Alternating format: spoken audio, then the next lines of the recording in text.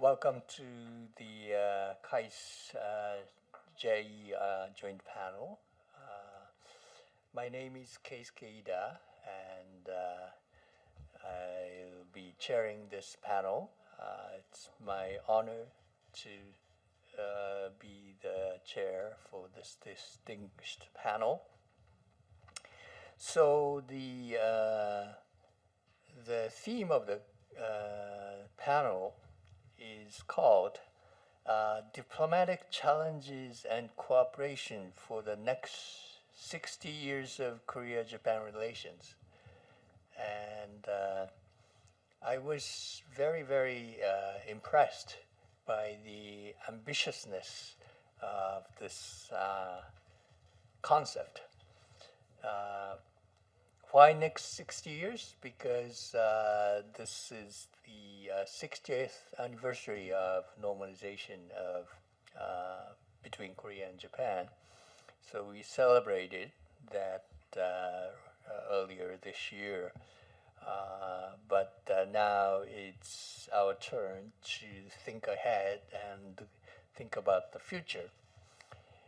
But next 60 years, that's a very challenging task because I can definitely say that I won't be here at that time, so I won't see the result. But some of us, some of the panel may see that point. So we'll see. But anyway, joking aside, there are so many challenges and opportunities for our bilateral relations. Looking back on the past 60 years, there were good times and bad both, and somehow we managed to survive through these ups and downs in our relations. So now it's time to think ahead and think about what sort of ways in which we can deepen our cooperation. Okay, so on the panel we have a very distinguished set of speakers. First, I brought I shouldn't say I, but we brought Dr. Tomonari Ishida from the National Institute for Defense Studies from Japan. He is a distinguished member of JAIR. And next we have Professor Kim Senjo, from Yonsei University. And then another KAIS member, Che Yun-mi, from the Asan Institute for Policy Studies. We'll go in that order, so I'll ask speakers to speak 15 minutes each. And then 3 discussants will comment on these papers. First, we have Professor Cho Yun-il from the Korea Institute for Defense Analysis. And then we have Professor Im Yoon-jung, sorry for my pronunciation, but from Konju National University. And also we brought Masaya Inoue from Japan. He's a professor at Keio University. So each discussant will discuss about 10 minutes each. And then we'll open the discussion to the floor and take questions. Okay, so if you're ready, we'll hear from Dr. Tomonari Ishida. Thank you. Yeah, thank you very much. 여러분 안녕하세요. 소개해 주신 이시다 토모노리라고 합니다.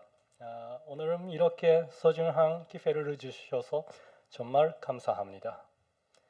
Today, I would like to share my thoughts on the quasi-alliance model of security cooperation between Japan and Korea, which was originally proposed by Victor Cha. Although 25 years have passed since the publication of his well-known book, I believe many of you will agree that his argument remains relevant both academically and practically. Firstly, I would like to present a piece of historical material.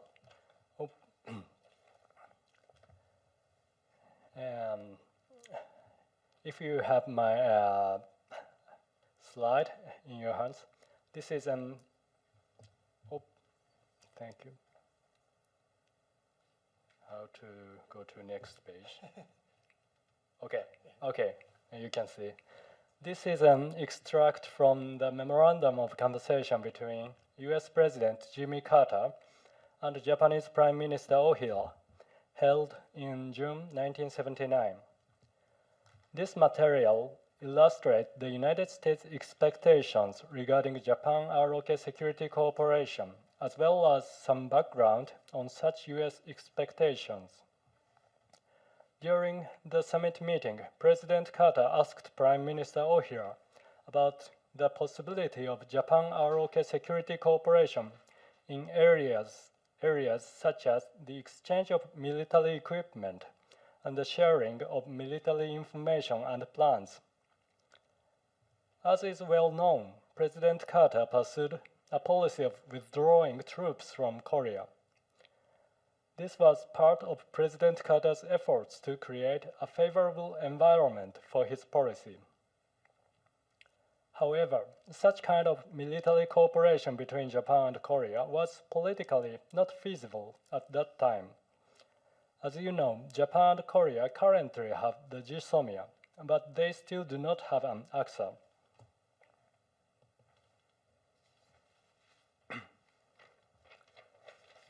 So, the purpose of this presentation is to share my thoughts on the political dynamics of Japan-ROK security cooperation.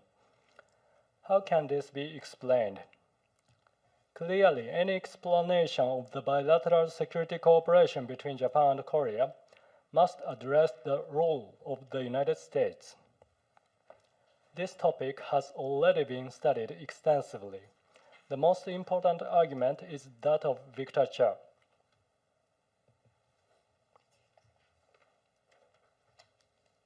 Here is the essence of Victor Cha's argument. In his book, Cha argued that while Japan-ROK security cooperation has been hindered by bilateral factors, progress was made when the both countries shared concerns about being abandoned by the United States.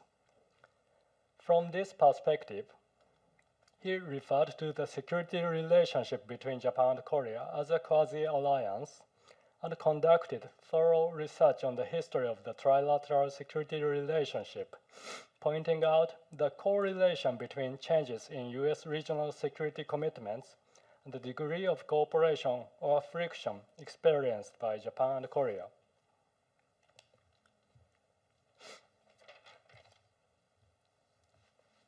This is his conclusion regarding the correlation. Because of time constraints, I will not go into the specifics of his argument, but as you can see, the independent variable is the fear of abandonment that Japan and Korea experienced when the United States reduced its regional commitments. And the dependent variable is the security relationship between Japan and Korea. Victor Cha argued that Japan and Korea cooperated with each other on security matters when the United States sought to reduce its regional commitments during the Nixon and Carter administrations. He explained that this occurred because the two countries shared their fear of abandonment by the United States. About his argument, I initially had a few questions. Does this explanation fit with the historical reality? Was the relationship between the independent and dependent variables so direct? Were there any other factors that needed to be considered? As you can see, according to Victor Chair's argument, the outcome repeatedly flip-flopped. That is, the relationship between Japan and Korea, cooperation, then friction, and then cooperation, like this. And this occurred within a relatively short period of time. To me, his explanation seems a bit unrealistic. Again, I will not go into specifics, but I can safely say that Victor Chair's argument does not always fit with historical reality. For example, during the Carter administration, which pursued a policy of withdrawing US troops from Korea, almost no substantial progress was made in terms of Japan-ROK security cooperation. This contradicts with Chair's argument. And conversely, during the Reagan administration, when the United States government reaffirmed its security commitments to Japan and Korea, substantial progress was made in terms of Japan-ROK security cooperation. In his book, Victor Chair admits that this is an exceptional case for his argument. Therefore, it is necessary to examine the explanatory power of Victor Chair's argument.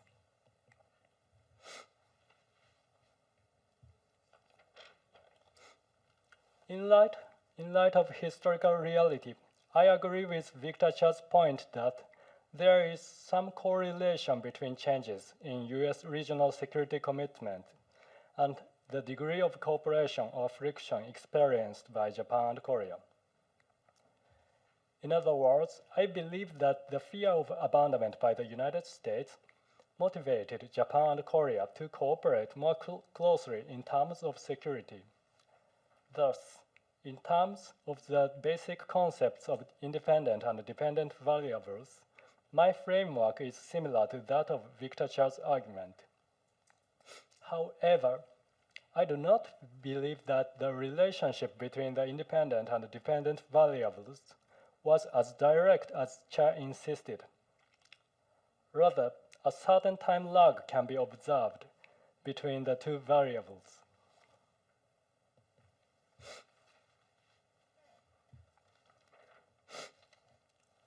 This is how I understand historical patterns of trilateral security cooperation. Contrary to Victor Chair's argument, I believe that when the United States intended to reduce its regional commitments, Japan and Korea rarely engaged in substantial security cooperation. And conversely, when the United States turned the course and reaffirmed its regional commitments, Japan and Korea tended to engage in substantial cooperation. This is what I call the time lag between the independent and dependent variables. Then, how can this time lag be explained?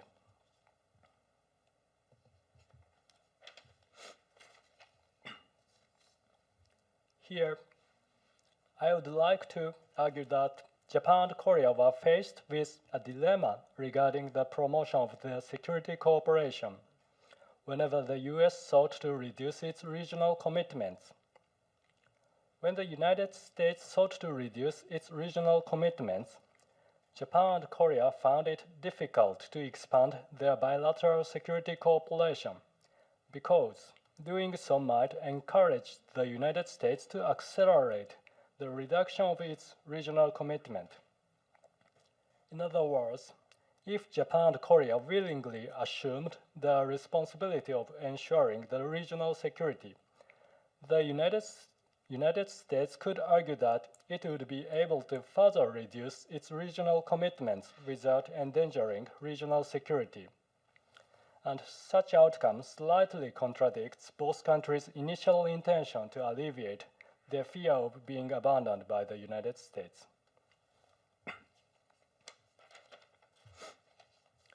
Consequently, despite both Japan and Korea sharing a fear of abandonment, Neither country were willing to engage in substantial security cooperation when the United States intends to reduce its regional commitments. And conversely, once the United States had reaffirmed its regional commitments, Japan and Korea were no longer faced with this dilemma and were willing to engage in substantial bilateral and trilateral security cooperation. And this is my explanation for the time lag between the independent and dependent variables.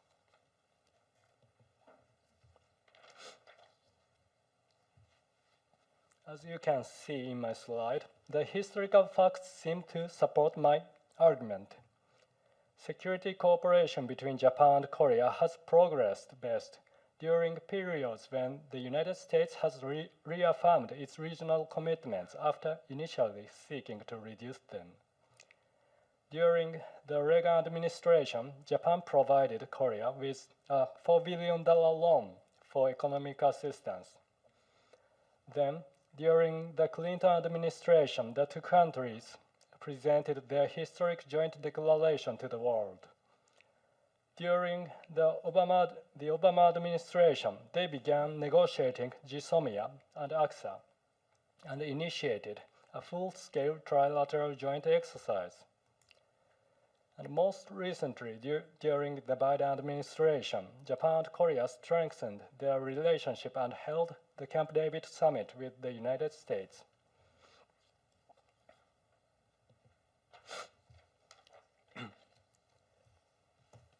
Finally, I would like to briefly discuss the implications of my argument. Firstly, how can we envision the future of Japan-ROK security cooperation in the Trump era? In fact, I am rather optimistic about this because the Trump administration's transactional approach to regional commitments seems to solve the dilemma I mentioned. In other words, based on the Trump administration's transactional approach, Japan and Korea can expect that advancing their security cooperation as part of their alliance burden sharing will give them leverage in alliance negotiations and ensure the U.S. commitments to the region. These are brand new dynamics in the trilateral history.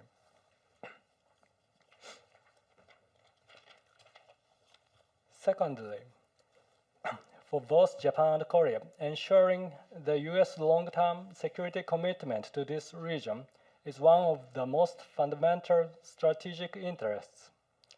This should be kept in mind when the two countries plan for future security cooperation. And from this point of view, I still believe that the issue of shipbuilding is a promising area for cooperation, despite the weak bilateral relationship between Japan and Korea in this field. Thank you very much. Okay, thank you very much. So that was a nice mix of theory and history, drawing on the insights of Victor Char's quasi-alliance theory. So thank you very much, and we now go on to the next speaker, Professor Kim Son-ju from Yonsei University will talk about new horizons for Korea-Japan economic cooperation. Thank you for having me. I'm Sung-Jook Kim from Yonsei University. Today, what I want to talk about is a new horizon for Korea-Japan economic cooperation. I focus on three core pillars: economic security and supply chain, and policy initiatives. Before we talk about the current issues, we was just mapping what happened previously. I just make a divide in 3 or 4 stage in historical evaluation of the cooperation between two countries. From 1965 to 1990s, it's vertical cooperation, And then there is some hierarchical structure in economy, in Korean economy, how spontaneously incorporate in U.S. and Japanese-led economic boundary. And then 1990s, as Korean industry more mature, it evolved into a period of competition and rivalry, especially the kind of the rivalry and the conflict culminated in 2019 economic conflict. And then the kind of historical dispute actually spill over the trade and supply chain risk. And then from 2023, the atmosphere slightly changed. So the security partnership and supply chain alliance, also America lead, so chip alliance and several economy security initiatives is binding two countries together and we're reaching that period. And then before moving on the topic, today I will explain two basic background: regionalization and then decoupling or delisting. First of all, I just to say about regionalization and economic things.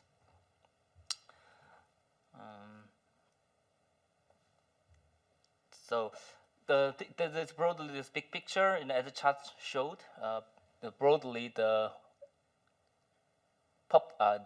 blue colors RCEP is the largest bloc, including two countries. Is one of the largest economic bloc, and also we can see that before the 2009 and 8 global economic shock, the areas, the geographic boundary, including RCEP, is the kind of increasing trend in regional goods trade. Yeah. So in these areas, regional integration is kind of stiffened in spite of the lack of political cooperation. And the second thing is the China factor. The USA push decoupling or delisting, whatever we call the China factor, result shift in the trade structure. As we can see the graph, both Korea and Japan slightly reduced their export dependence in China. And we can compare 2018 and 2023, and then Korea and Japan had a similar trend. Of course, there are lots of the different and multiple factors make that kind of the result, but we can see that one of the fundamental factor of reducing relation with the China was a so-called US lead decoupling or delisting strategy. And then I just broadly cover the five or four the sectors, starting from semiconductor and resource and energy and human capital and trade and finance areas. Starting from the semiconductor, this brings us semiconductors. Semiconductor value chain, of course, is very highly complicated and then highly capital intensive and also geographically fragmented. We can see that. And because it's highly specialized across the design, material, equipment, manufacturing, and then this kind of complexity and specialization make interdependency. So localized risk one area can paralyze entire global supply chain easily.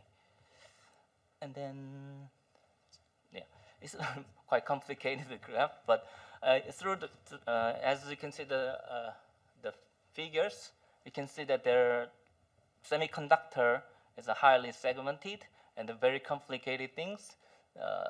I just broadly explained the several manufacturer, integrated device manufacturer, fab, foundry, assembly. There's several multiple process, of course, and then it's usually specialized. In Korea, for example, Korea, Hynix and Samsung is a so-called IDM, integrated device manufacturer, and the more focused on memory sector rather than non-memory sector. And for example, Taiwan is focused on the manufacturer, TSMC, and Japan. In case of Japan, is specialized upstream segment such as critical advanced material, photoresist, and the fabrication equipment. So it's quite fragmented and complementary. So there are lots of rooms for cooperation, and then the supply chain of the semiconductor is highly complicated, so with kind of the one small disruption of the supply chain easily spill over entire process of the semiconductor. And talk about strategic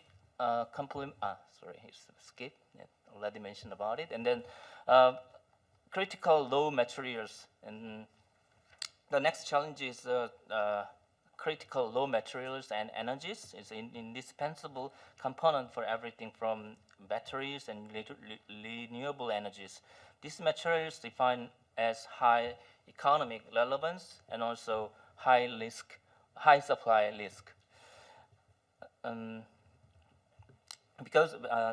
Because their production and processing is usually concentrated. For example, cobalt is concentrated in the Congo, and the rare earths is concentrated in China. So it easily leads to the so-called weaponization of raw materials. So geopolitical weaponization of these resources is posing serious threat to the other countries. You can see that this graph talk about which country mostly affect the kind of the export ban or export restriction. We can see that Korea, Japan, both highly influenced by the kind of the export restriction measures. And then next slide show which country impose or make new restriction on critical raw materials. We can see that China, India, and Vietnam, they're kind of the major the country which is actually the neighborhood, lead weaponization of these new materials by imposing export restriction or export ban or that kind of the measures. This trend we usually call the weaponization of natural resources and lead to the economic security issues getting tougher and tougher. And in this term, I think there's a room for cooperation. So so the priority must be the strategic alliance or cooperation of resources, and then I propose two major tracks. First of all, joint stockpiling and procurement process. We need combined or coordinated stockpiling systems for high-risk materials such as lithium and rare earth things. And also, we should reform resources club using our combined buying power, market power to make negotiation better terms and long-term, secure long-term contract. And second thing is diversification and technology. Both countries must co-invest in mining and processing projects in resource-rich countries such as Africa and South America and Indo-Pacific areas by bypassing monopoly supply chains. And then we also make joint invest joint R&D is that kind of technologies. And actually, in global market, many countries and corporations such as Lotte and POSCO make cooperation with Japanese corporation in this field actually already. And then turn into the energy areas I think it's a little bit similar. The broad idea is quite similar. So, for example, U.S. President push Korea and Japan both. You need to buy LNG from Alaska, several things. So the joint, for example, in response to that kind of the pressure, we can make joint LNG procurement, or we can make cooperation in hydrogen supply chain and also next generation battery technology. And then the next topic is a trade. And there are lots of the several multi-layered structure exist already in East Asia or Asia Pacific areas. IPEF means Indo-Pacific Economic Framework, and then ICP, and also RCEP. There are several things that are multiple layered, and actually the U.S. push the so-called America First policy, and also most of the country, including U.S. and EU, making prioritizing their domestic production in specific technology, especially CHIP Alliance or CHIP Act or the Semiconductor Act, providing subsidies for specific sectors. So in response to the kind of American first policy and regionalization, the Korea, Japan also makes there's room for make a negotiation or cooperation. So in this area, we can move together, especially. So I broadly think about at the moment, Korea and Japan both, the RCEP is one of the few institutions when it comes to trade. Two countries joined together, but beyond the RCEP, actually RCEP's coverage is quite low. Its utilization rate is quite low. So beyond the RCEP, the Korea, Japan trying to launch the new trade framework. For example, the previously Nomuyan government era, we talked free trade agreement with Japan, but it stopped. And I think it's a time to reinitiate free trade agreement with Japan. The beyond RCEP is more comprehensive, and then bilateral free trade agreement is needed, and more global standard fit agreement and the standard is needed. And then talk about human capitals, and then especially a lot of the scholars mentioned about both two countries has similarly struggling with the social challenges such as demographic crisis, and then we faced digital transformation.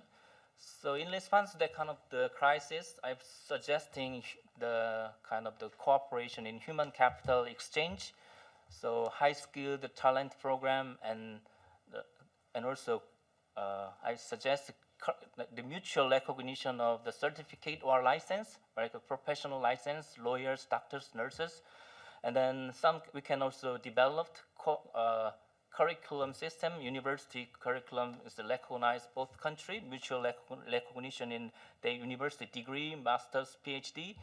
And then, for example, in Australia and New Zealand, make an official agreement about mutual recognition on professional jobs, lawyers, nurses, and also inside of the European Union, EU make that kind of the curriculum recognition or certification recognition. So I think before go to the defining economic integration, that kind of the certification, mutual recognition for curriculum, degree, and certification or license is a good step to initiating that kind of the human capital transfer. And then, so a little bit talk about the financial sector. Actually, I'm not good at finance, but I broadly think about there's some room for cooperation in fintech and then currency swap, these areas. And then the last thing is cooperation on economic norms and orders, especially we're living in kind of the demise of the international liberal order. By contrast, I think still there's the other country, the other Asian countries, Korea, Japan, and some European countries, we make cooperation moving forward to restore the international norms and order. And Korea, Japan is a kind of the founding members to restore so-called international liberal norms and order, I think. And so this is the current status between two countries, Korea, Japan. Actually, you can see that we already have numerous consultative bodies and high-level economic, finance, energy, supply chain, private sectors. A lot of the consultative bodies we make already and trying to spontaneously expand it or spill over several sectors. But I think we need to go further. So I'm suggesting three major initiatives, and then first of all, I suggest establishment permanent 3+3 ministerial meeting, including foreign affairs and industry and Ministry of Finance. So three sectors put together make rapid respond to complex economic security errors crisis. And secondly, I suggest re-evaluating and resume negotiation of bilateral FTA and exceed current RCEP standard. And third, I already suggesting mutual recognition of the degree and license. And lastly, I want to suggest establishment the crisis management protocol, including hotline or joint response manuals, so activating immediately during any global supply chain disruption or crisis. Yeah, thank you for listening my presentation. Thank you very much. So that was a very, very comprehensive overview on the bilateral economic cooperation, starting from semiconductors to energy to trade, and then institutional arrangements. And many of these proposals seem sound and feasible even in the short run. So thank you very much. We now move on to our third speaker, Professor Choi Yoo-min from the Asan Institute. She's going to talk about cooperation and future tasks in the political and economic sectors between Korea and Japan. So Okay. please go ahead. Yep. Maybe it needs to be changes my presentations. So I'm gonna start. Yeah, my name is Eun-mi Choi. I'm a research fellow at the Asan Institute for Policy Studies. I usually focusing on the Korea-Japan relations and also Japanese politics and diplomacy. My main research area is there. But today I'm gonna talk about the cooperation and future tasks in the political and economic sectors between Korea and Japan. And it's my honor to have a presentations in this panel, in this joint panel. If it is right, it is usually annually have this joint panel between KAIS and JAIR. So it's for me, it's a great opportunity to have a presentations and share my opinions with you. So I'm gonna be happy after some discussions and questions after my my presentations. So I will talk about this, as I mentioned, these issues today, and then I have maybe 15 minutes. So I will look back at the past 60 years of Korea-Japan relations, explain the current situation, and discuss the main problems, and then suggest some ideas for future cooperations.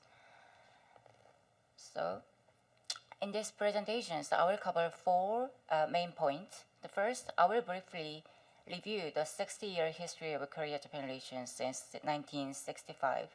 And second, I will briefly explain the current state of political and economic cooperations. But already Professor Kim mentioned a lot of things about the economic sectors, so I would like to focus on the political factors more. And third, I will talk about the 3 challenges and obstacles that still remain between 2 countries. And finally, I'll present some future task and policy recommendations to improve the Korea-Japan cooperations. So my goal is to show that even though there are many difficulties, there is also a clear path forward if both sides make a smart and patient choice. And let me begin with a short historical timeline.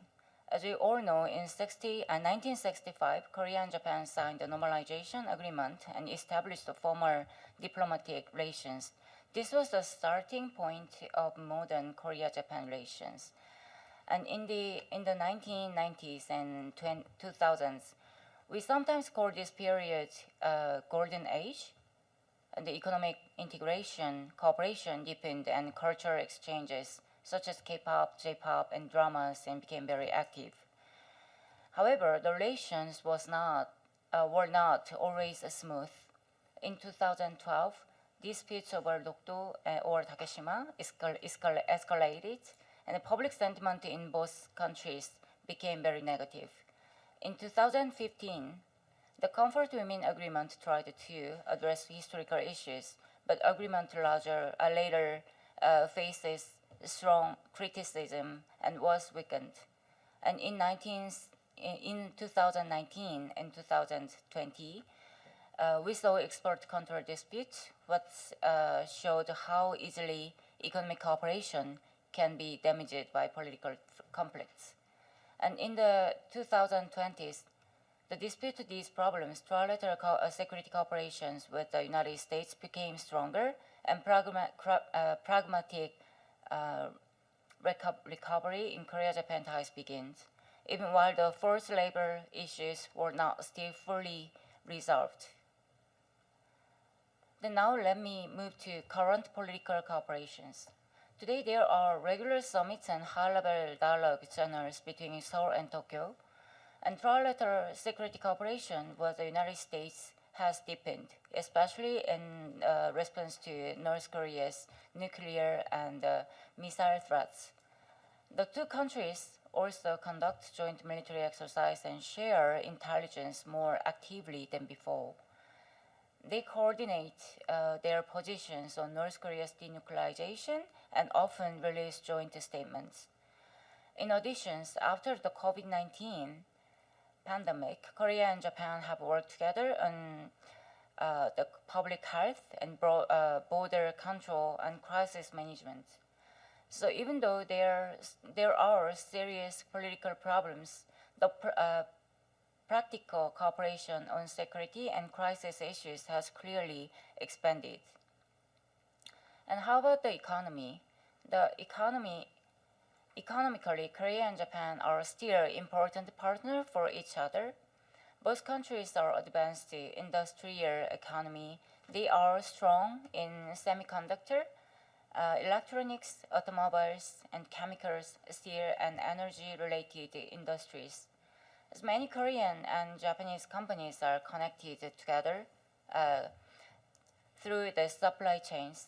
For example, Japanese materials and parts are used by Korea firms, and Korea finished products are also sold to global markets, including Japan. So this means that political problems can easily affect business confidence, invest, and trade.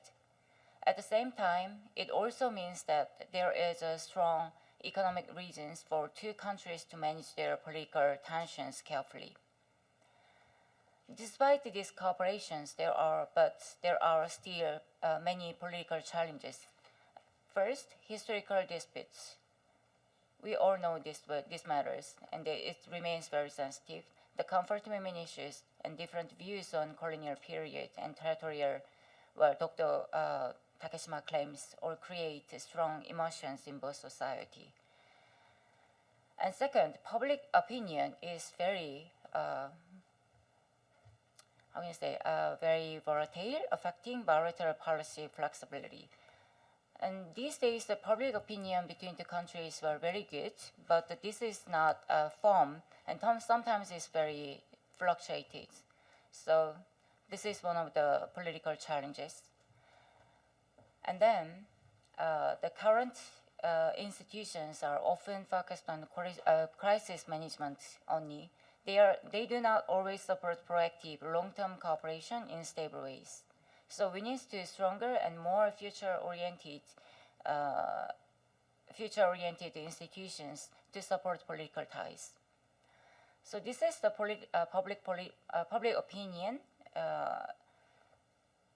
Korea's public opinions toward Japan.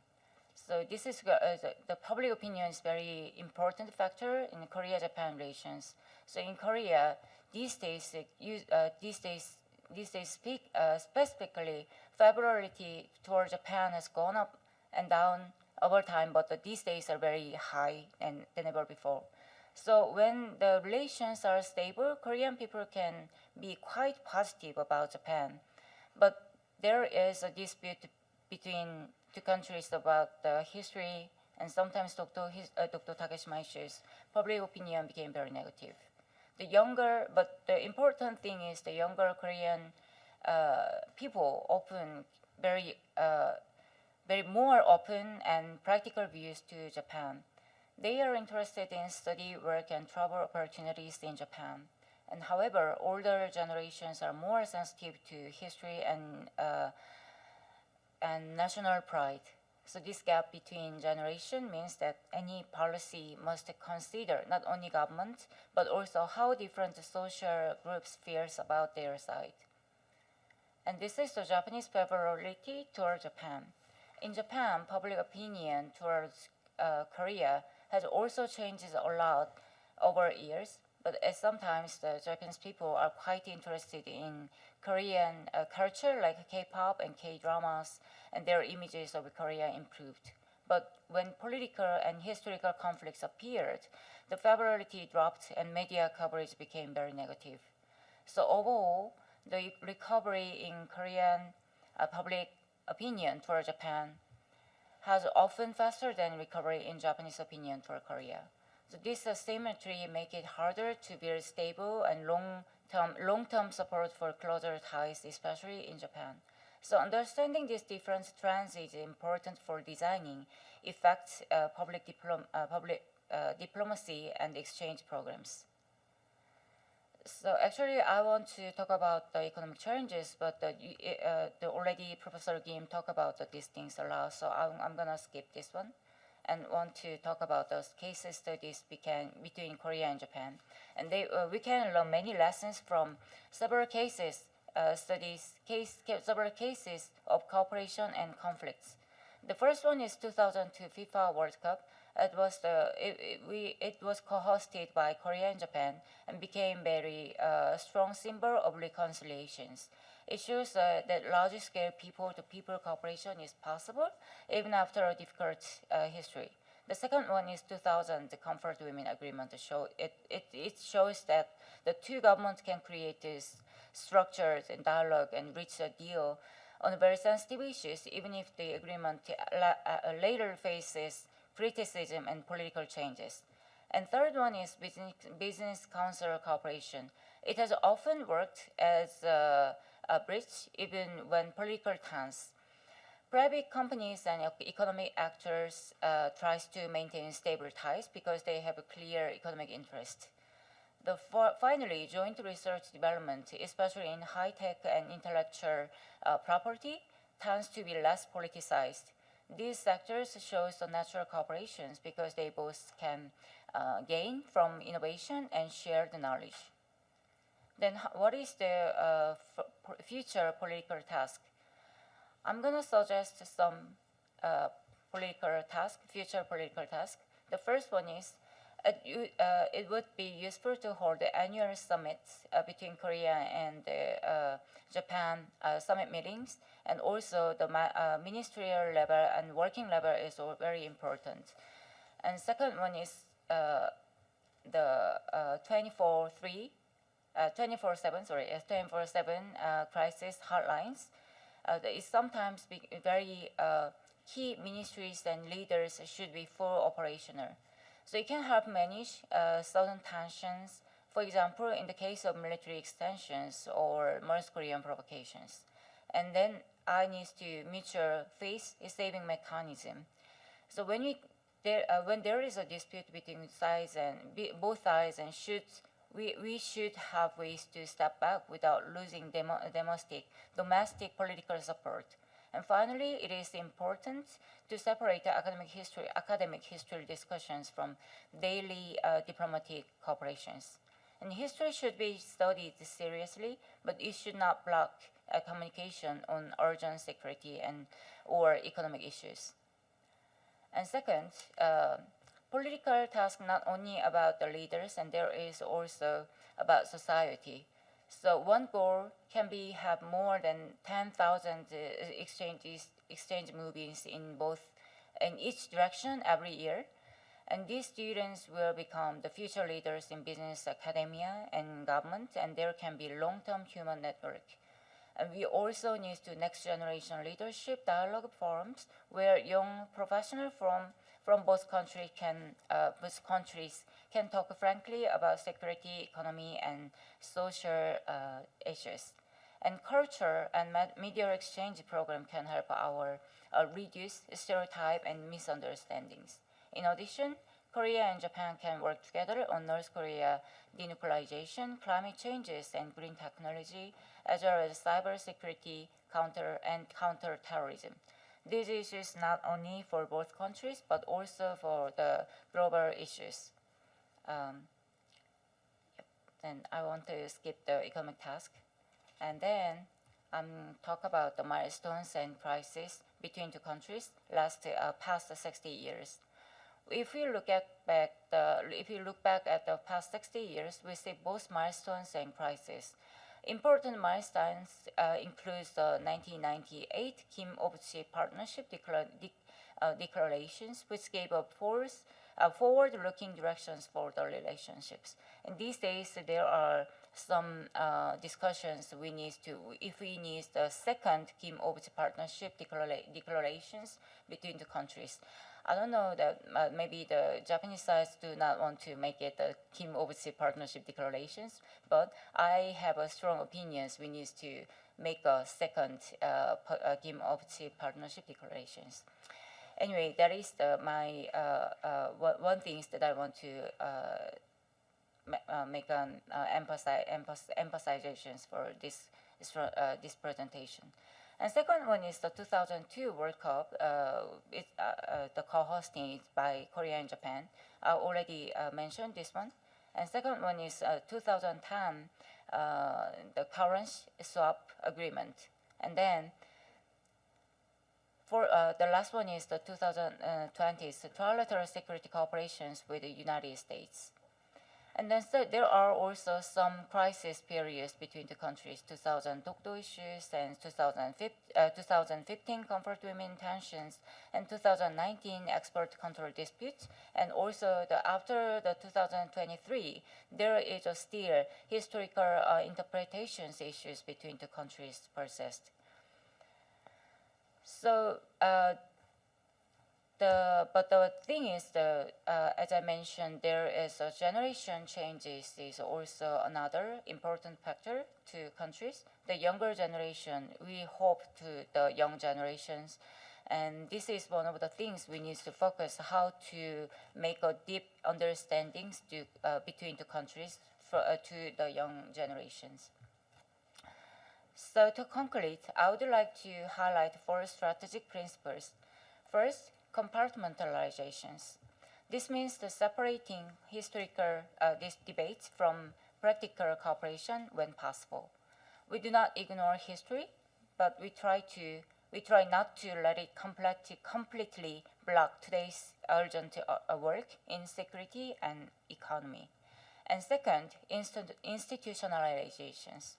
We need systems that make cooperation continue even when leaders change or when public opinion became more negative. And third, a multi-level approach. Government cannot do everything alone. Business, civil society, and youth groups all need to be part of the relationship. And fourth, pragmatism. We should start with the areas where agreement is possible and where we can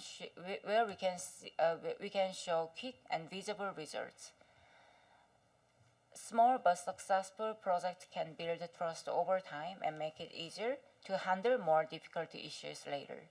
If both countries follow this principle, I believe Korea and Japan move forward more stable cooperation and contribute to peace and prosperity in these regions. I'm going to stop here. Thank you for much your attention. Thank you. Thank you very much. Again, that was a very, very comprehensive overview of the past 60 years and then looking forward. Forward-looking recommendations for the future. So we are done with the papers, but now we have 3 discussants discussing these papers from various perspectives. I know the audience, you must be tired, but we'll continue without a break because we might run short of time. So our first discussant is Dr. Chon Yoon-il from Korean Institute for Defense Analysis. Okay.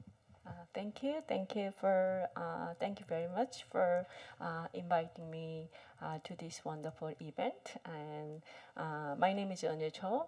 I am an associate research fellow at the KAIRA, and it's very similar institute as the NIDS in Japan, right? So, yeah, and I'm specialized in Japan's security and defense policy and the U.S.-Japan alliance. And I'm very much interested in the U.S.-Japan alliance in recent years. So throughout this year, I conducted research on the development of U.S.-Japan alliance under the theme of the modernization of the U.S.-Japan alliance. And I understand that Dr. Ishida had studied the U.S.-Japan alliance for a long time. So in this regard, I am very pleased that I am participating in this discussion today. After hearing today's presentation, I thought that the both scholars from Japan and South Korea are much concerned about the U.S., right? So, because that is really deeply related to the U.S.-Japan alliance and the ROK-US alliance. But actually, in fact, the ROK-US alliance and the U.S.-Japan alliance have the same alliance partner, the United States, but if you look at the background and the development of each alliance system, it's very different. So the South Korea, for us, reserving the North Korean threat is the key and essential for developing the alliance itself. But if you look at the U.S.-Japan alliance, Japan has developed its alliance policy in the form of supporting the U.S. regional strategy. So in this sense, Japan supported the U.S. strategy against the Soviet Union during the Cold War era, and since the post-Cold War era, it has supported the U.S. strategy toward China in the Pacific region. So based on that historical background, the trilateral security cooperation among the ROK, U.S., and Japan has been achieved through such kind of very complex connection between the ROK-US alliance, the U.S.-Japan alliance that have been developed differently in its formation. I think. So in this context, the ROK-US alliance and the U.S.-Japan alliance should not be considered as to be the mere combination of the ROK-US alliance and the U.S.-Japan alliance in the form of the trilateral security cooperation. And I believe that the historical relations, as Dr. Choi mentioned, between the South Korea and Japan had further complicated the trilateral relations itself during the last 3 or more decades. But of course, at this point, I think that South Korea and Japan are managing their past issues and developing the more long-term relations among Seoul, Washington, D.C., and Tokyo from a strategic point of view. So, in other words, South Korea and Japan are developing their relationship from a strategic and long-term perspective while managing the past issues. And that kind of compromise between South Korea and Japan develops the trilateral relations while also being weakened the relations at times. So I think in the point how South Korea and Japan cooperate is at the core of the trilateral security cooperation. Of course, I think until now the leadership of the U.S. has been the important to promote the trilateral cooperation. However, as we witness it in the Trump era, where the United States is no longer overexpanding and focuses on its Western Hemisphere, I believe that the South Korea and Japan cooperation will be the most important factor in leading the trilateral security cooperation forward. So in this regard, I would like to ask two questions to Dr. Ishida. The first one is that what do you think about the most challenging factors in the current cooperation between the U.S. and Japan? Because I think this ROK-US alliance is very strong, but the U.S. demands sometimes makes Korea very difficult.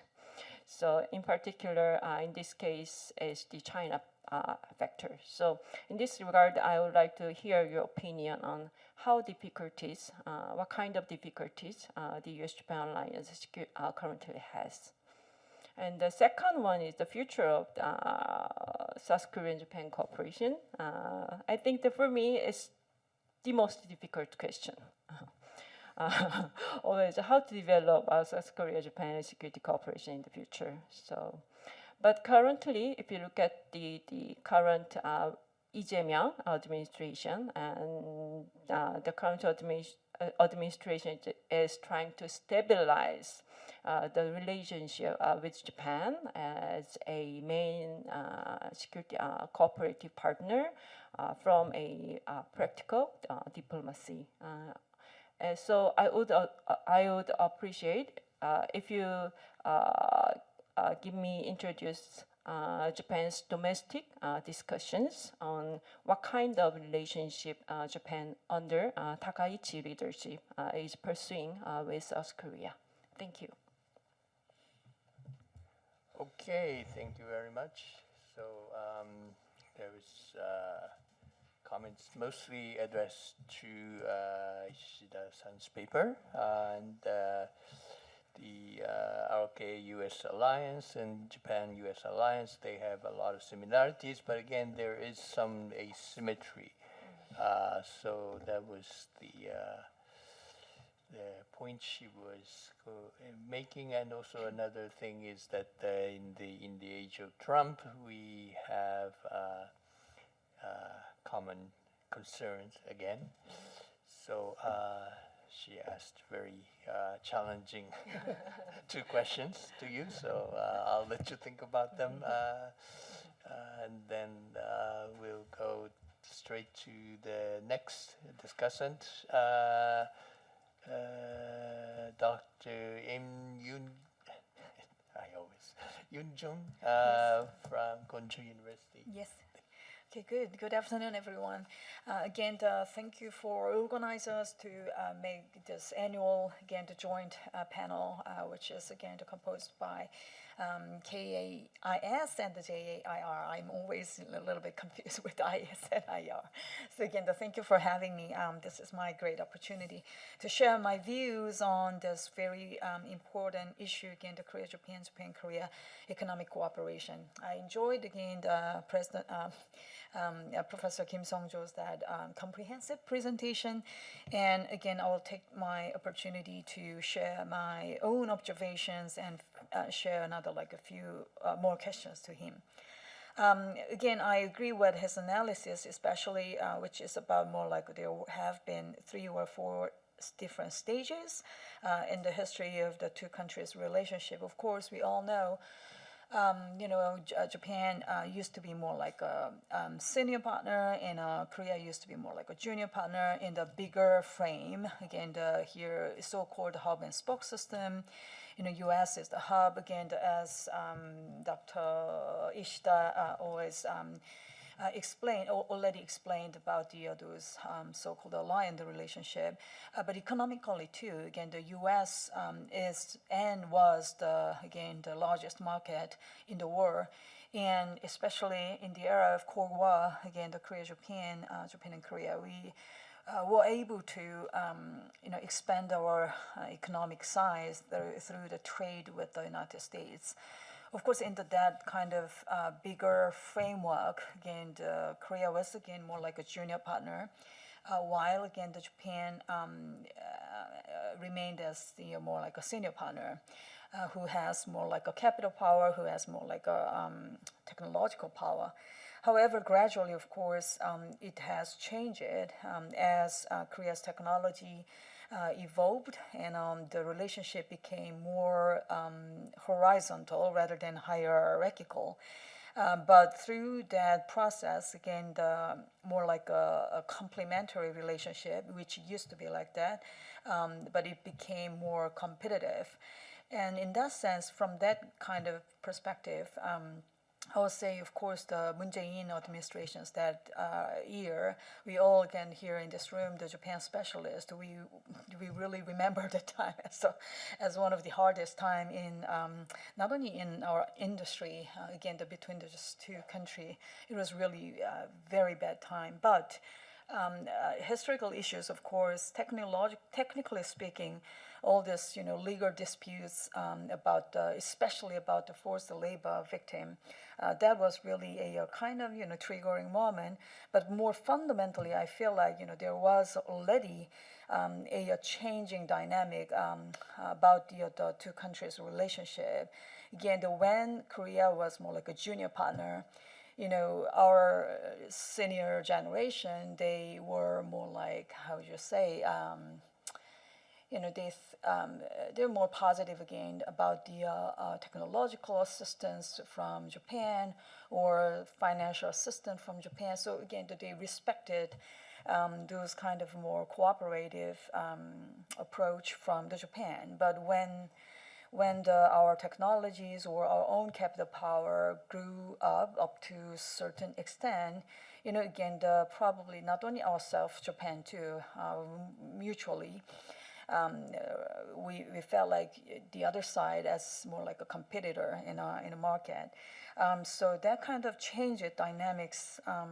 Of course, democratization or the civil society's rising voice, those kind of things were another like important factor. But economically speaking, that kind of more horizontal egalitarian relationship between the two became another like a variable that affected the perception of the two countries' perspective about the other side. However, again, during the President Yoon's period, and then Prime Minister Kishida, that moment, again, as Dr. Ista already explained, again, Camp David or all this trilateral relationship, U.S.-Japan, Korea, U.S.-Japan, it became much more cooperative. So what has changed ever since that is, again, of course, each country's leadership will change, but especially U.S., as probably all of us can agree on. Again, Mr. Trump's kind of very unilateral approach or transactional approach, even toward the alliance, that again really affected Tokyo and Seoul's perspective on the other side. So today's there's more like a positive atmosphere between the Seoul and Tokyo, even though the leadership has changed.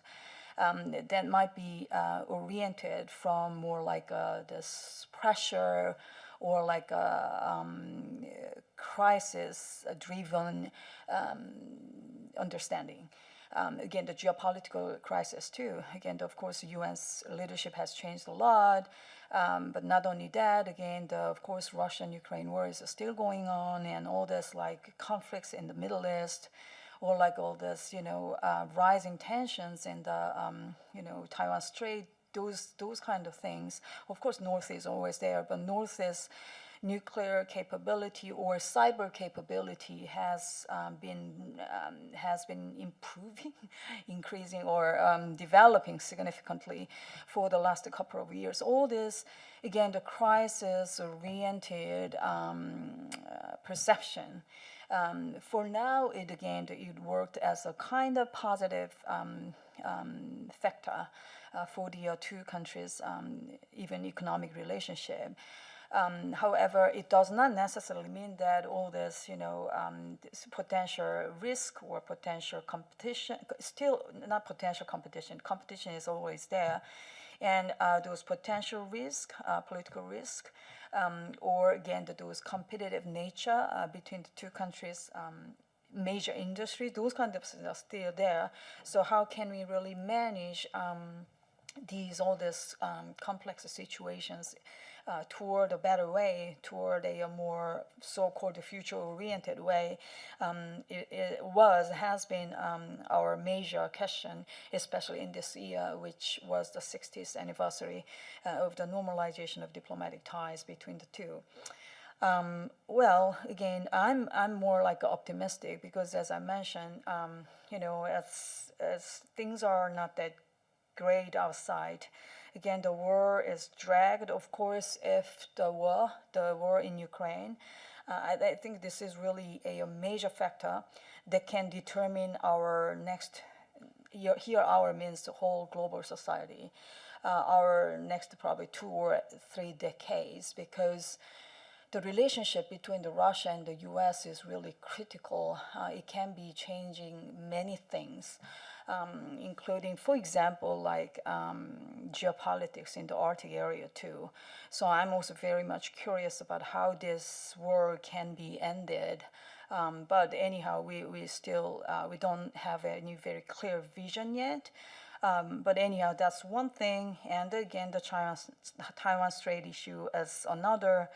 Or like a maritime security, again, in the South and the East China Sea is very much interrelated with the Taiwan Strait issue. Again, as long as all these geopolitical tensions are going on, for both Tokyo and Seoul and Tokyo, it's difficult to fight over and over between us for something which might not be really, how would you say, I need to be careful with my own wording, but again, I'm not negating the importance of the historical issues, but these days, especially in this year, in this era, again, especially our younger generation, they're sensitive with all this more like, how would you say, economic issue, economic benefit, because they live in a tougher world, actually. So, and of course, Dr. Che-Cheumi highlighted the soft power, positive side of the soft power of both countries, actually, and then more congenial atmosphere between the two, which is great. But not only that, again, as long as the tension is going on, and as long as this super-aged society is in a trouble, especially with the economic challenges, again, there might not be really less incentive for the both countries' leadership to fight over and over. So in that sense, I'm pretty much, again, positive. We never know. Again, there is a calendar. Japan specialists, we all know. The February is another, as always, and the March is another. Well, so we will see other like those media exchange again in the February and March, but that's our job. So we can take it probably as we did as usual. But anyhow, what I'm trying to say is, socially speaking, there is very less limited momentum or motivation for the both countries to fight. So President Lee will be going to Nara next January, right, which was already reported by Mainichi. So I heard that it was a secret, but it was anyhow released. So again, I think this current government and Takai's government too is heading in the right direction. Again, they're less focused on the common just challenges such as local extinction, or super as society, physical AI, how physical AI can really replace our shortage, again, of labor, those kind of things. So I'm looking forward to that summit as well. So having said that, my very short, quick questions to Professor Kim is, again, you mentioned RCEP, or like FDA, but how can you elaborate a little bit more about your views or your analysis on the CPTPP, because we Japan specialists, whenever we go to Korea, Japan, Korea conference kind of things, again, the Japanese scholar is specialist. They always ask us how you really what is your willingness about this, because we Korea, I think, even though our economic size is now much bigger or our technology is much more advanced, still we have some kind of still developing country-like mindset. So again, that we are a little hesitant to be really in that kind of very tougher standard, right? So as a political economic specialist, Professor Kim, I'd love to ask your view on CPTPP. So that might be my just question. So again, thank you for having me, and I'm looking forward to the further discussion. Thank you. Okay, thank you very much.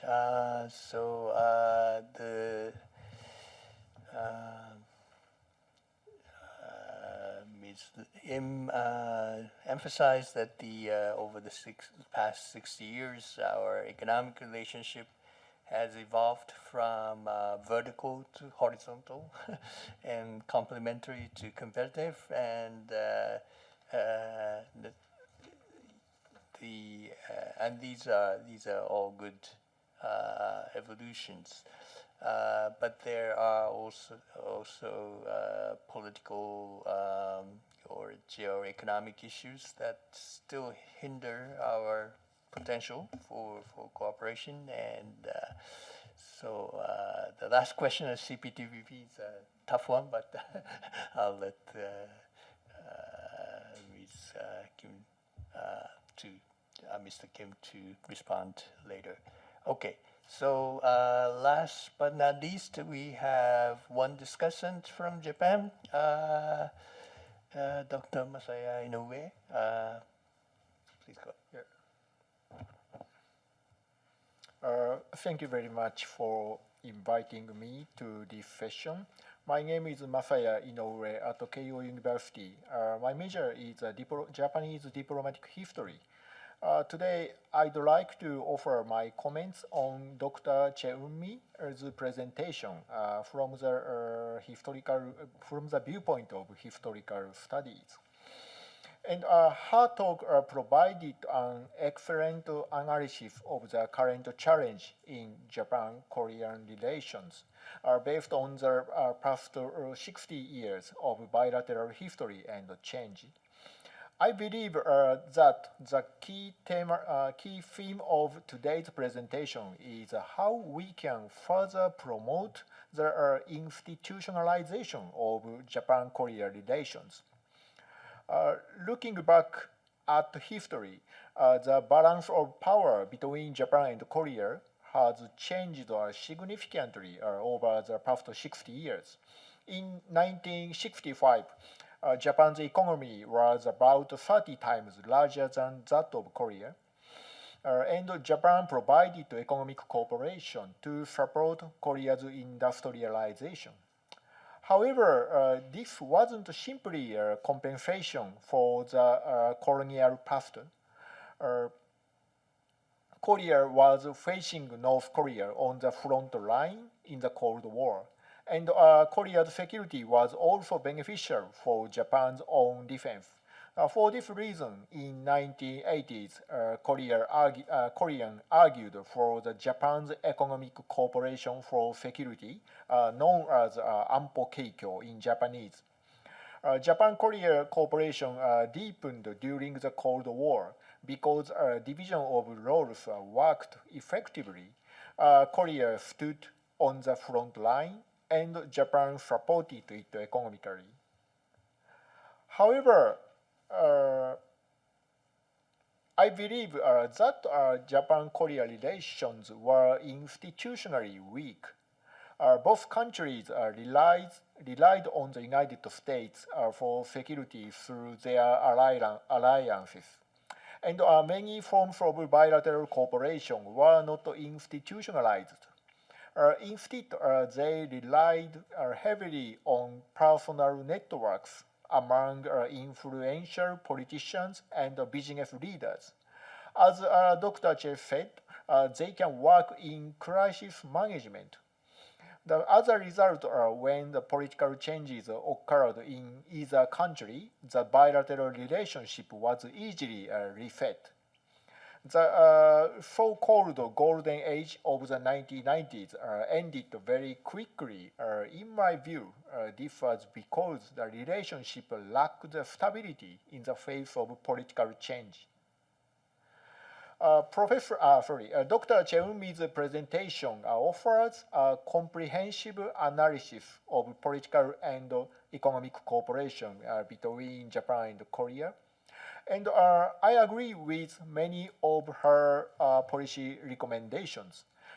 What I consider particularly important is establishing institutional frameworks for historical dialogues and economic cooperation so that these issues can be managed in a stable and continuous manner. At a time when populism is rising globally, building robust institutions that can withstand political change is essential. And I would now like to raise two questions. First is it's a little bit a big question. First question is how should Japan and Korea coordinate their policies toward China? It's a similar question to other discussants. Japan-Korea relations have gone through many ups and downs over the years. These changes have been shaped not only by historical and territorial issues, but also by shifts in the international environment. One reason the bilateral relationship has become more stable in the 2020s, I believe the growing the US-China confrontation. As US-China tensions intensified, the importance of maintaining semiconductor-centered supply chains among friendly countries through friend shoring has increased. Under such conditions, Japan and Korea have found greater value in more pragmatic cooperation. In this context, how Japan and Korea formulate their respective China policies has become extremely important. However, historically, the two countries have not always aligned on China. Since the 2010s, Japan, the second Abe administration, has taken a more hardline approach toward China, while Korea has often tried to balance between United States and China. Although Japan and Korea are both democratic countries and share common values. But at the same time, Korea and China have sometimes taken similar positions in criticizing Japan on historical issues. And moreover, policies toward China are closely connected to the Taiwan issue. As you know, when Japanese Prime Minister Takaichi Sanae suggested in Parliament that Japan might become involved in the event of a Taiwan contingency, China reacted strongly. The Japan-China relations have deteriorated rapidly. And China has tried to link the Taiwan issue to the Japan's historical problems, portraying Japan as a militaristic country to destroy international order. China's purpose is to isolate Japan diplomatically. Given this situation, I think it is natural that Korea doesn't want to be involved into Japan-China conflict. Even in Japan, if the risk of the unarmed conflict with China becomes real, public opinion may become divided.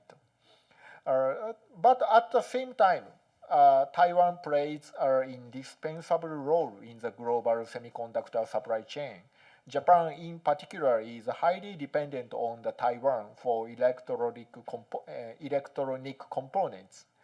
Even if Japan and Korea strengthen economic cooperation, we will not keep the entire supply chain without Taiwan.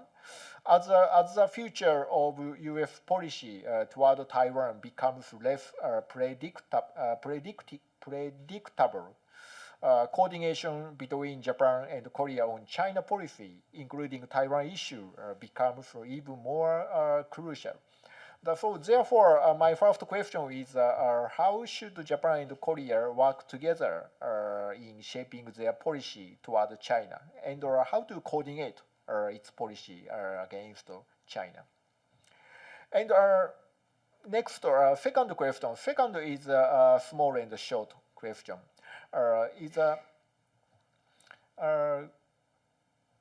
How can we sustain the compartmentalization of historical issues you referred in this presentation? And historical issues affect not only politics but also economic and security cooperation, as you know. I agree that the compartmentalizing historical issues from the other areas of cooperation is necessary. However, historical issues cannot be separated from domestic political structures. Dr. Che said faster recovery in public opinion compared Japanese side, but conversely, it may deteriorate quickly. Therefore, public opinion volatiles a lot. If the political leaders treat history merely as a technical issue to be set aside, domestic audiences may see this as an attempt to downplay or ignore this problem. Therefore, populist politicians or populist actors will exploit this perception to attack the leadership. Ultimately, politicians are constrained domestic politics. Therefore, it may be necessary to change domestic political structures and political culture. Therefore, my second question is, I understand the compartmentalization, but what institutional or political conditions are necessary to sustain the long-term compartmentalization of historical issue? There are my two questions. Thank you very much for your attention. Okay, thank you very much. So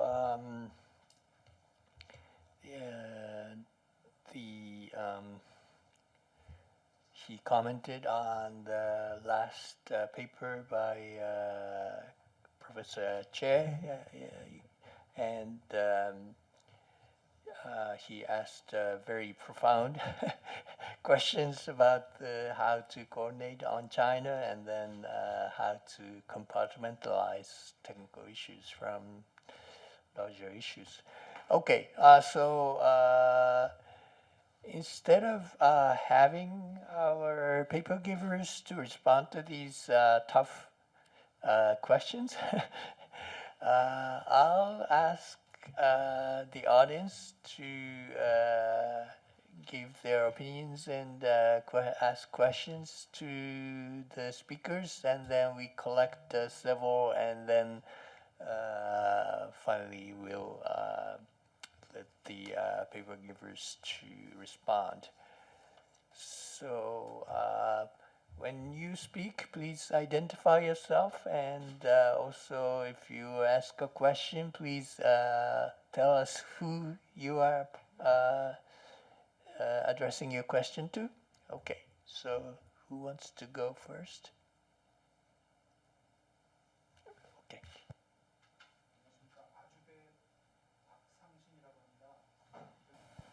두 분 한국인 발표자님들께 질문을 드리겠는데요. 근데 두 분께서 한국과 일본 간의 협력 증진을 위해서 필요한 것들을 그 범위와 깊이 면에서 굉장히 깊고 넓게 말씀을 해주셨는데 이 부분은 요즘처럼 그 상호 의존이 무기화된 그런 시대에 한국과 일본의 상호 의존성이 그렇게 깊고 넓게 확장된다면 혹시 아직까지도 물론 저희 두 번째 토론자님께서 최근에는 굉장히 한일 간의 능력차이라든지 규모, 경제 규모가 비슷해졌기 때문에 동등한 위치에 왔다라고 말씀을 해주셨지만 아직까지도 전체 GDP 규모 면에서는 한국과 일본이 약 3배 정도 차이가 난다고 보는데 이렇게 상호 의존이 무기화된 시대에 혹시 한국과 일본 사이에 깊고 넓은 상호 의존이 진행이 된다면 한국에게 불리한 상황이 오는 경우는 없을까? 그런 상황에 대해서도 생각을 보신 적이 있는지 한번 여쭤보고 싶습니다. Summarize what you said. Just briefly.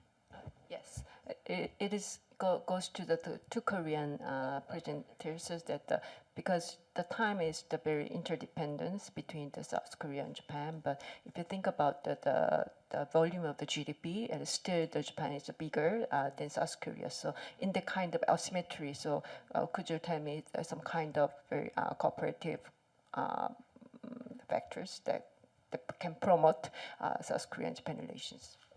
Thank you. Thank you. Okay. May I have a question? Sorry. Go ahead.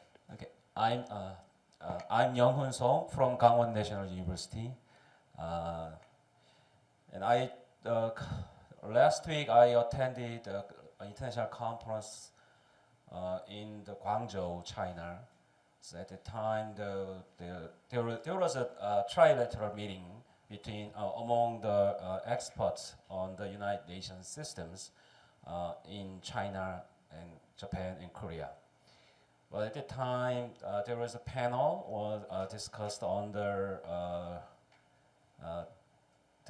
the comment, the mention of the Takahashi on the Taiwan. So that kind of issues, kind of territorial issues, make I think I suspect that may make some kind of tension between China and Japan, and also that kind of tension may affect the relations between Korea and Japan. So I'd like to hear about your opinion on the Professor Ishida on the potential tension between China and Japan and its influence on the Korea and Japan relationship in the future. Okay, thank you very much. Any other question? No? Okay, if not, I'll go back to the speakers and then they'll respond to all these questions. So let's start with Mr. Ishida. Thank you very much for insightful comments. I would like to answer to the questions from Cho-Nil 선생님 and from floor 2. Firstly, what is the most challenging factor for Japan-US alliances is the first question. I would like to answer that the most challenging factor is U.S. policy toward China. Is potentially the most challenging factor. Currently, Trump administration is still holding the traditional regional policy line, as shown in the recent NSS National Security Strategy, while put emphasis on the defense of Western Hemisphere. It still maintain its stance to keep committing to the security of Indo-Pacific region. As long as the United States commit to this region in the Pacific, Japan can feel a kind of safety or security.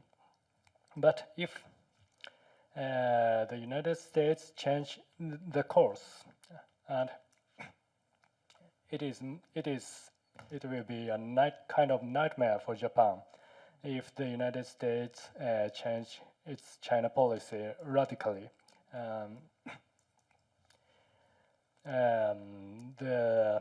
Especially its policy toward Taiwan, it would be a nightmare. So in that scenario, the bilateral relationship between Japan and the U.S. will be unstabilized, I think. It's a potential challenge for Japan-U.S. alliance. And the second point, how Japan and Korea can develop their relationship. In general terms, the hindering factor is historical problem, historical issue, and I think historical factor will never or a long time not disappear. So we have to keep on manage the difficult problem, and so that purpose, in order to manage the historical issue, I think it is important to keep emphasizing the strategic importance of the bilateral relationship of both countries in terms of security or economy or other domestic political issues as well. And this is a general perspective. And more specific issue in the near term, Takaichi administration. What kind of relationship Takaichi administration is pursuing is the question. And the basic observation of mine is it is a kind of continuation of previous Kishida or Ishiba administration. It is not a drastic change. Japan continues to keep on think it's important to manage the trilateral relationship among Japan, Korea, and the United States. And in that context, the bilateral relationship between Japan and Korea is very much important. But in terms of Takaichi administrations, there is a difficulty. This point is raised by the floor, namely the tension between Japan and China because of the Takaichi's reference to Taiwan contingency. And I do not think that that issue will have an impact toward Japan's policy toward Korea. I do not think, but I think it will have some impact to Korean policy toward Japan. From my perspective, I think it will be more difficult for Korea to unite with Japan if Japan have a critical tension with China. So that is my point. Thank you very much. Okay, thank you very much. Then we'll have Mr. Kim Sunju responding to the. Yeah, thank you for your questions. I try and cover two questions. First, questions from Professor Lim. She mentioned about the relation between FTA and CPTPP, and starting from the multiple layers, and then at the moment, currently, Korea, Japan, as well as China joined RCEP at the same time, but the RCEP more focused on rule of origin and then tariff, and then actually the depth of interdependence or regional integration is not high. So, and then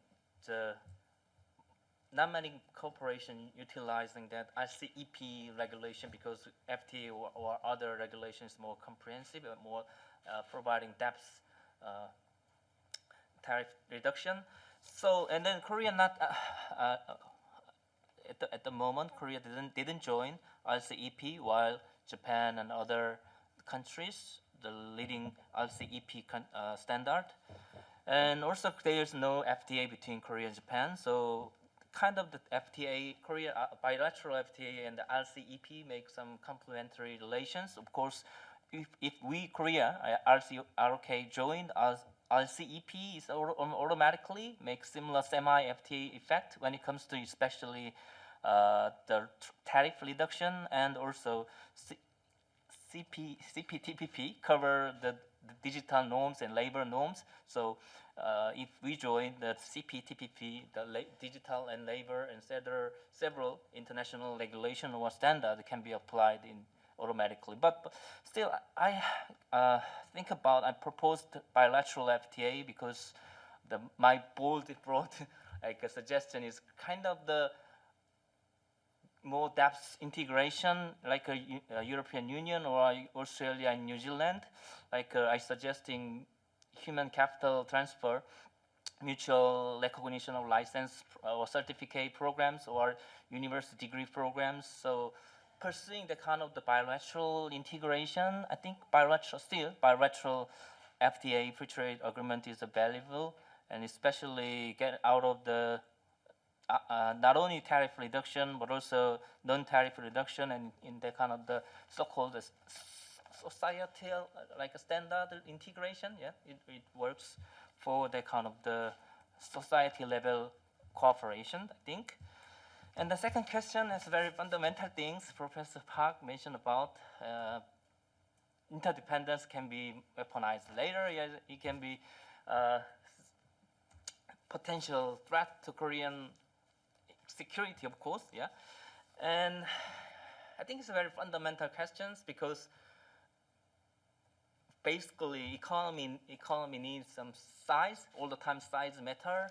So, for example, inside of European Union, one of the fundamental goal of making European Union is making the sustainable size, like accountable America and Japan. And so, actually, unfortunately, we're surrounded by the rivalry country. Yeah, we admit Korea-China relation is not good. Korea-Japan, yeah, relatively getting better, but still, yeah, we're casting the lingering historical animosity. So we're surrounded by some potential rivalry country, but economic security actually impose some cost. Yeah, if you're pursuing 100% self-reliance, it's cost lots of money. Actually, it's not efficient. So to some extent, we make some block, like in response to that kind of the segmentation or like American first policy or like a decoupling with the China, that kind of policy. And at the same time, I think about your comment is very valuable. So the weaponized theory, based on the theory of weaponization of interdependence, I read the book, and Hallie Powell, actually he gave an insight for me. And they argue not only interdependence but also occupying hub of network is crucial. So we all the time, at the same time, we make cooperation or make cooperation and then integration. At the same time, we cautious which actor occupying global network, hub of global network, the data, finance, and trade. So yeah, it's, of course, it's not very straightforward answer. But I just I want to say that kind of we all the time cautious who occupying the hub and trying to any actors cannot monopolize hub of the network. So I could go to the two-fold straight at the same time. Yeah, thank you. Okay, thank you very much. And then we'll go to Dr. Che for her response. Yeah, thank you for your questions. And I think the current Korea-Japan relation is very peaceful, calm and peaceful actually. So no contentious, any issues has arisen between the countries, including the historical issues. So I believe this is the time to develop the bilateral relations. So that is why I choose this kind of presentations and how to make our how I say in the last page, my last slide of my presentations, I make four the issues how to deal with the Korea-Japan relations, and maybe but even though I suggested some ideas, I think I also agreed with your opinions, especially you are focusing on the China issues. So maybe I think the approaches toward China to be an unspoken point of divergence between two nations. So following the recent Prime Minister Takaichi's remark on Taiwan Strait issues, the China-Japan conflict has signaled the potential and heightened the regional security and stability. Particularly, maybe the Japan and China has a different opinions about the radar issues between the China and Japan relations. But the recent the radar issues between China and Japan demonstrated how diplomatic frictions between two nations could spread into the military security domains. So such the tensions could cause regional instability, and the possibility of this linking to Korean peninsula cannot be ruled out. So South Korea needs to think about these issues more, but unfortunately, in South Korea does not share maybe the Japan's level of concern regarding the Taiwan crisis. But these days, because of the Takaichi's mentions in Korea, we also think about, maybe it's just starting, I guess, talk about the Taiwan issues and how to deal with these issues more. But before then, we do not make it, we do not want to talk about the Taiwan issues between, in Korea, China, in Korea, Japan, for example, conferences or the kind of events. But it's time to think about how to deal with the Taiwan issues, and also we need to talk about how to approach to China, I think. But so it is necessary to, but I think from the South Korea's perspective, it is necessary to proactively clarify the scope, level, and participation principles of U.S.-ROK-Japan cooperations to avoid automatic involvement in conflict beyond the Korean peninsula, even though we need to share the opinions of approaches to China. So that is my opinions about the policies toward China. And it can be the first step to coordination, because you mentioned the how to coordinate the approaches toward China. So it may be the first steps to coordination between two countries, and think about the Taiwan Strait issues and also the policies toward China. And second one, but it's also related to the questions from the audience. He says the interdependency. He mentioned the interdependency. So it's not only for the China. It's not only for the Korea-Japan interdependency. It is more related to the U.S.-Korea-Japan relations because we interdependent to each other. So because of that, we need to think about more. It can be the more maybe some kind of risky things between the countries because we need to cooperate under the umbrella of U.S., Korea, Japan. Because of that, we need to maybe automatically involved to the conflicts, the regional conflicts. So that is it may be the point to how to cooperate between the three countries, but it can be a risk to the Korea. So so I want to mention that it's the first step to talk about the issues more frankly between two countries, and also we need to how Korea think about the Taiwan Strait issues or China can be more important than ever. And the second question, your question was how to institutionalize or what is the political conditions for making the compartments of about the historical issues. Well, it is the more, you mentioned it's very small questions, but it's a really deep question, and also maybe there's no answer about this. I mean, there's a right answer about this, or we all know that what is the right answers for this, but how to make it have actions for this matter is it's maybe more important to how to just setting up the rules or the principles for this matter. So I think we don't have much time for these sessions. So I want to stop here, and if you have more questions, then maybe we can talk about it more. Thank you. Okay, thank you very much. So we are running out of time, so we'll have to wrap up. But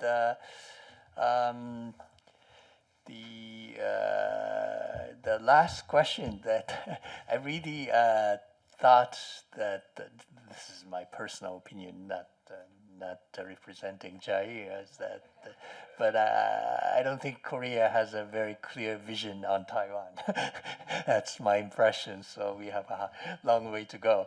But you know, last week I was in China, and then I mean, we didn't coordinate, but Macron was there meeting Xi Jinping, and Xi Jinping really asked Macron to coordinate with regard to Japan on the Taiwan issue, and Macron said, he couldn't answer because he didn't have a good position on this. But anyway, so in this kind of tense diplomatic situation, we are always looking for friends to side with us. So intendedly or unintendedly, Korea may get involved. So please be aware.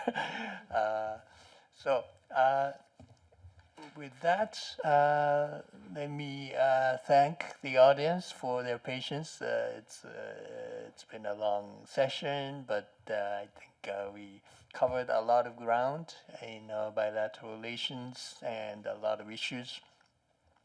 And I'd like to thank the speakers and discussants for their insights. So please join me in thanking all these people. Thank you.